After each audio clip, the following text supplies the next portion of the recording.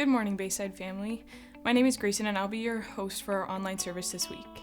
It is so great that even though the church doors are closed, we can still connect and worship God right where we are in our homes. If you are tuning in on our Facebook premiere broadcast, be sure to like, comment, and interact with others as the service is happening. We hope you enjoy the service. Join us now as we begin to worship God.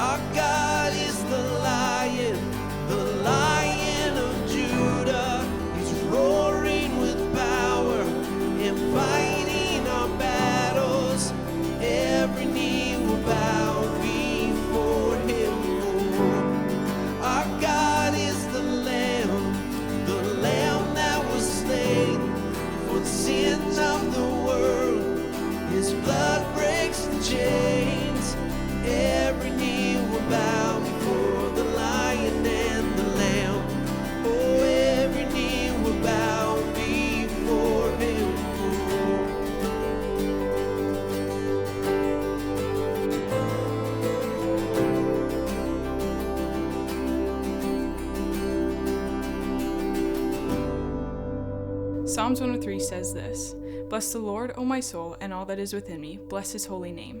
Bless the Lord, O my soul, and forget not all his benefits, who forgives all your iniquity, who heals all your diseases, who redeems your life from the pit, who crowns you with steadfast love and mercy, who satisfies you with good, so that your youth is renewed like the eagles. When we face uncertainty throughout our life, it is so great to know that we can count on God to be there for us. As we sing this next song, remember that God is with you and he is there for you.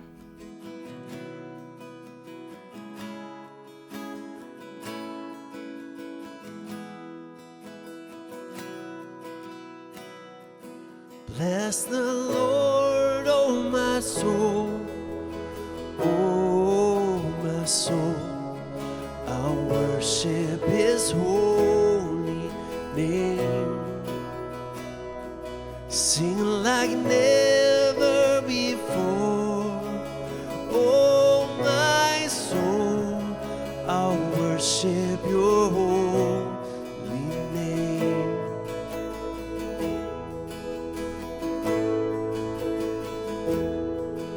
The sun comes up, it's a new day dawning. It's time to sing your song again. Whatever may pass and whatever lies before me, let me be singing when the evening comes.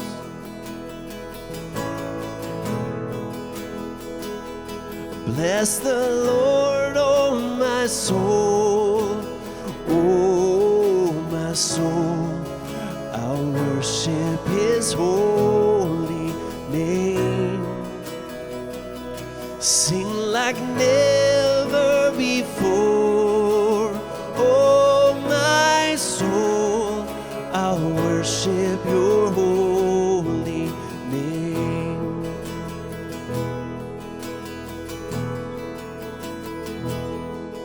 You're rich in love and you're slow to anger. Your name is great and your heart is kind. For all your goodness I will keep on singing. 10,000 reasons for my heart to find. Bless the Lord, bless the Lord, oh my soul, oh my soul. I'll worship his holy name. Sing like never before, oh my soul. I'll worship your holy name. Bless the Lord, bless the Lord, oh my soul, oh my soul. Worship his holy name. Sing like never before, oh my soul. I'll worship your holy name.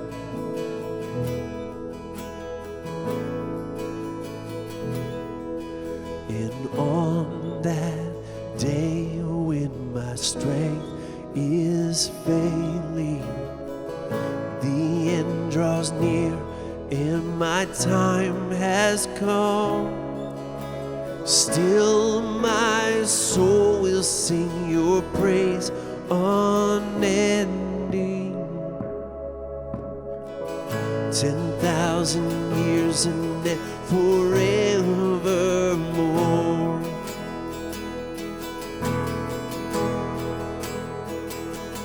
Bless the Lord, oh my soul, oh my soul. I'll worship his holy name. Sing like never before, oh my soul. Oh, I'll worship your holy name. Bless the Lord, oh my soul, oh my soul. I'll worship his holy name. Sing like never before, oh my soul. I'll worship your holy name. Sing like never. Sing like never before, oh my soul. I'll worship your holy name.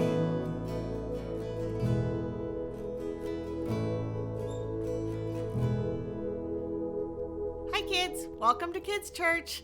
I hope that you're having a great Sunday morning with your family. If you are happy that there's no school, say, woo, there's no school. If you're missing school and your friends at school, say, oh, how long is this gonna last? Well, we don't know for sure, do we? But I have a great Bible story for you today. It's about one of my favorite Bible characters. I hope that he'll become one of your favorites. It's Benaniah. Someone will know who that is, and some of you will have never heard this story before.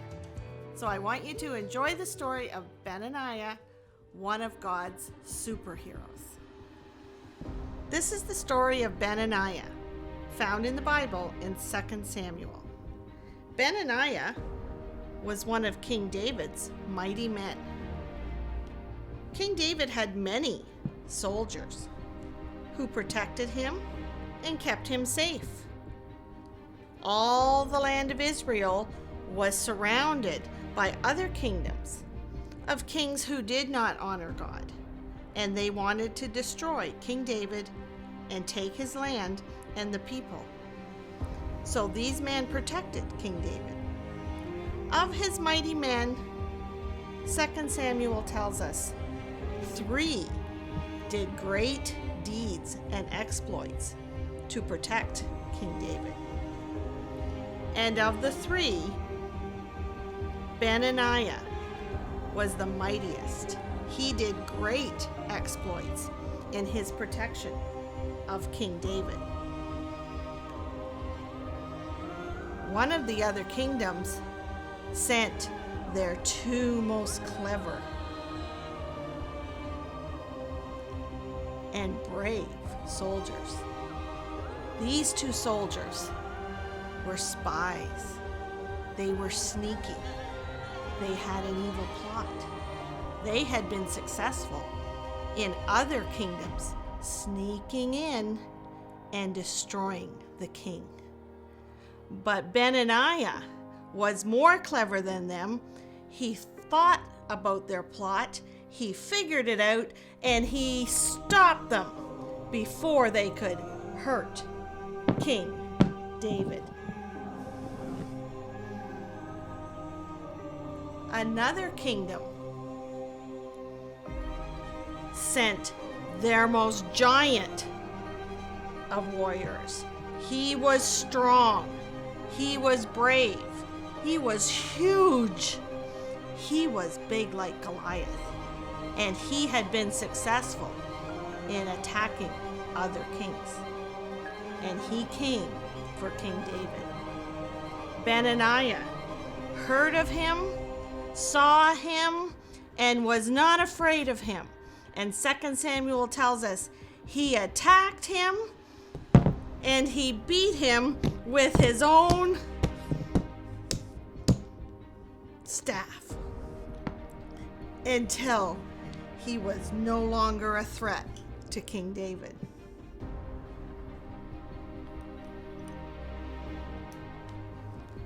Another time, the people came to King David and said, King David, there is a problem in the fields. Our cattle and our sheep are being attacked. Not by giants, not by spies, but by a ferocious lion. A lion is roaming our fields and attacking our animals, and they are not surviving. What can we do?" And Benaniah said, "I will chase the lion. I'm not afraid of the lion." And off he went to the fields to get that lion. The Bible says it was a snowy day, the day that this happened, when Benaniah chased the lion. He continued to chase the lion as it snowed and snowed and snowed. And he chased the lion into a pit. And most people would have said, "I have conquered the lion. I have chased the lion into a pit." But Benaniah said, "I'm not finished with that lion." And he jumped into that pit on a snowy day. And he fought that lion. And they fought in the snow. And they fought and they fought as it snowed and snowed until one victorious person came out of that pit. And it was Benaniah. He slew the lion in a pit on a snowy day. And he went back to King David and said, "The lion is dead. I have smote the lion in a pit in the snow." Benaniah did great exploits, 2 Samuel tells us. The Bible also tells us Benaniah was raised to love God and trust God. In all these exploits, Benaniah trusted God to care for him and keep him safe. He said, "God has given me strength and God has given me courage, and I have been able to protect King David because of God's strength." And that's the story of Benaniah, King David's mighty warrior. Today we're going to continue our current sermon series, Living for God in an Upside Down World. Let's listen now to Pastor Len as he shares some insights from 1 Samuel. Good day, Bayside family, church, and friends. We continue our study through 1 Samuel that we began months ago. And last week we began to look at 1 Samuel chapter 4 to chapter 6. And I said last week that we're building these three chapters, 4, 5, and 6 of 1 Samuel, on 4 building blocks. The last week, we looked at the key word, a made-up word, superstition. Superstition is a word that means, by my definition, the belief that man can control or manipulate God or special objects to get God to perform on demand. Superstition. I believe that if I do this, God will have to do that. In Israel's situation, in their story, they were in chapter 4 of 1 Samuel. They were being beat up by the Philistines, their enemies to the south and to the east and the west and the north. And so when they lost a battle, they came together and said, we know what we have to do. We will take God's Ark of the Covenant, God's holy relic, God's special place, and we'll bring it into battle with us. And then that will give us victory in the battle. They were superstitious. They could control God without being in a relationship with God. They could do what they want, but then get God to do what they wanted him to do whenever they wanted to him. God was in a box. God was in the closet, and they could take him out when they needed him, and he would have to perform because they were controlling him. Now, we go, how foolish is that? Yet, as we talked last week, there are many people today in the church and outside the church that are superstitious. They think that if they change outward things about themselves or they control certain relics, they can make God perform on demand. But God is not inside a box. God is not controlled by man. Yet people are so superstitious that they continue to blunder forward doing these things. I mentioned last week, and we'll just touch on it again, that even in the church today, people are superstitious about prayer. If I pray hard enough, or if I find the right person to pray, then this will happen. And that's not the way it works. Power for the Christian comes out of a personal, intimate, daily, hourly, minute by minute, second by second walk with Jesus Christ. Power is found in intimacy. Power is found in lifestyle. And that's where the key component of our lives is. We cannot be superstitious and think, I can do something to get God to perform. Well, that was Israel's story, and may it not be our story. And so now, today, and I'm so glad that you're with us, we come to our second element in the 1 Samuel chapter 4, chapter 5, and chapter 6 narrative, an amazing narrative. We come to our second key word that we are going to use, and that is the word Ichabod. Ichabod is actually a Hebrew word. It's a transliteration or an English rendition of the Hebrew. It's made up of two parts. Kabod, starting with our English C, and the I, or the ich. Now, the kabod in Hebrew means, it can mean two things. Glory, but it also means heavy. It has the same meaning, and God's glory is considered to be heavy in a positive sense. So it goes back and forth on this wordplay between heavy and glory. And we need to know that because later on in the narrative, that wordplay shows up in the Hebrew but is lost in the English. The first part of Ichabod, the I, the prefix, means gone. Where is it? It's no longer here. And so the word Ichabod means God's glory is gone. God's glory has disappeared. God's glory has left us. We are abandoned, and it's only darkness. That all comes from this word Ichabod. So hold on to that with its double meaning of heavy and glory and with it being gone. Now let's put it into its context in 1 Samuel chapter 4, around verse 21. This word Ichabod is actually a name that a dying mother gives to her son. This mother's name, we don't know her name, but we do know that the infamous name that she gives to her son. Now, I say infamous for this reason, and I just want to stay here just for a moment of time. It is tragic that the pain of this woman's life, real or perceived, twisted or true, her anguish, she passes on to her son. She names her son with her dying breath, Ichabod. God's glory is gone. You will never experience God's glory. We have to make sure that our anguish and our pain and our stuff is not passed on to our children and their children. We have to make sure that we deal now in the present with our anguish, now in the present with our pain, now in the present with our scars and our battle wounds. We have to deal with them now and be set free in Jesus Christ so we are not passing on to our children this contamination. But this woman's dying breath almost was curse-like to her son. Ichabod, you will be continually known as the absence of God's glory. You have a legacy, but that legacy you leave will be dependent upon your heart cry. Deal with your stuff now. Don't push it away and don't let anguish overwhelm you and spill over to the next generation. So this dying woman, we don't know her name. She calls her son Ichabod, but we do know her circumstance. And here it is.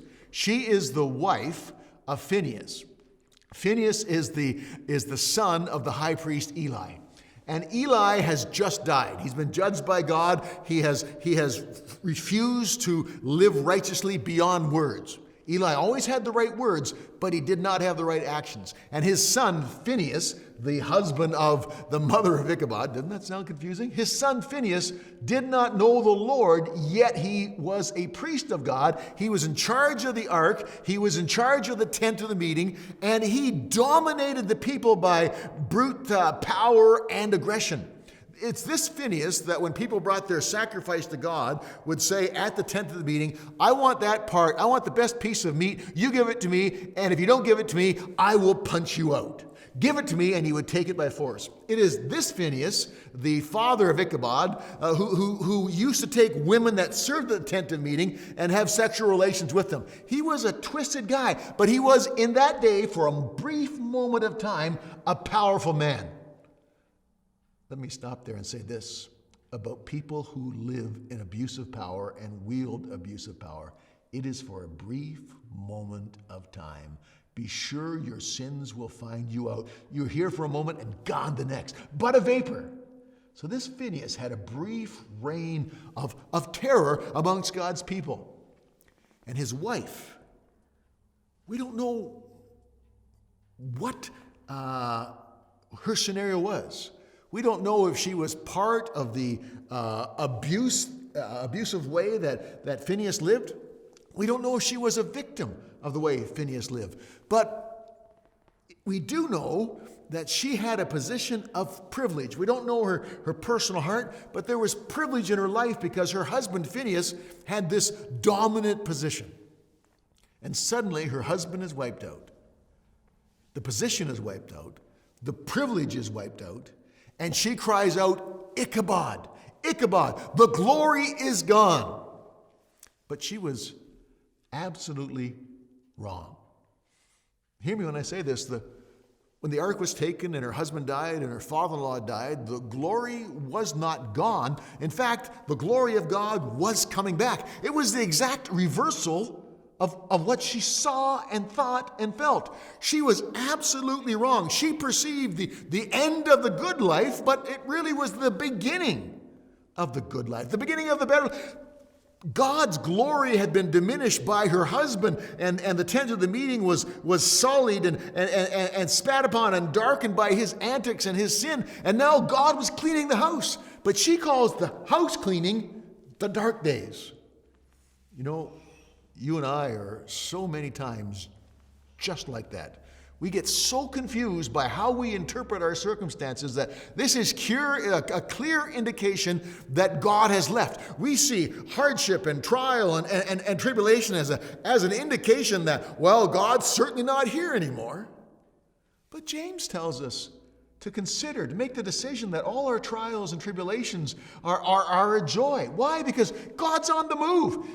It might not feel joyful, but it says take joy because in these trials and tribulations, God is doing something. And Phineas' wife, Ichabod's mother, she couldn't see that because of her pain and because of her hurt. And so all she saw was the absence of glory.